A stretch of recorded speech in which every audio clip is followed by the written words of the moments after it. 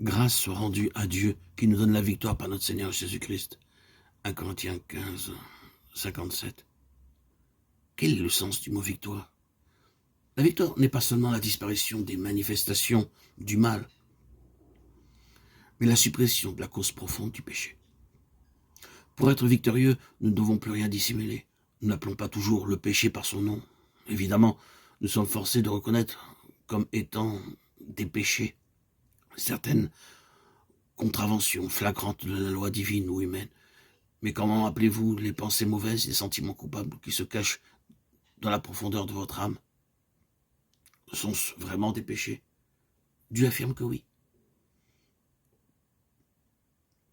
Mais si tu veux que la vérité soit au fond du cœur, fais donc pénétrer la sagesse au-dedans de moi. Purifie-moi avec l'hysope et je serai pur. Lave-moi et je serai plus blanc que la neige. Oh, Dieu crée en moi un cœur pur, renouvelle en moi un esprit bien disposé. Psaume 51, 8, 9, 12.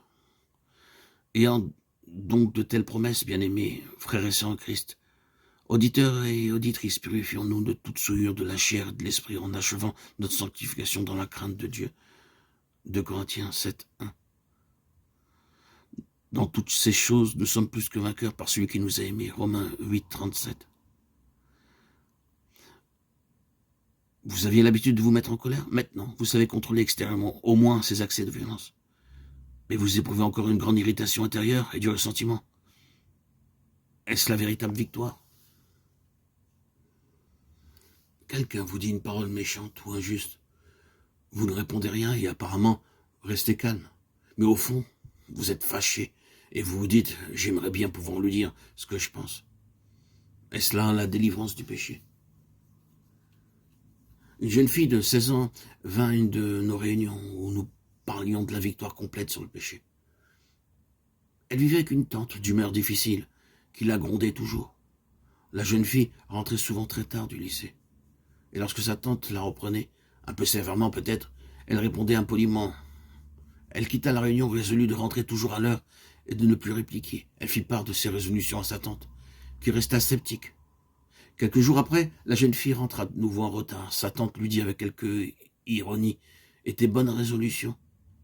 La jeune fille ne répondit rien. C'était une belle victoire en vérité, car quelques jours plus tard, la jeune fille m'écrivit ceci. « Maintenant je sais ce que c'est la vraie victoire, car quand ma tante m'a grondé, non seulement je n'ai pas répliqué, mais je n'avais même plus envie de le faire. » Quelqu'un vous a fait un tort, vous ne dites rien, vous ne cherchez pas à vous venger, mais au fond, vous en voulez à cette personne, et s'il lui arrive malheur, vous n'en êtes pas trop fâché. L'esprit qui vous anime est-il celui d'un vrai chrétien?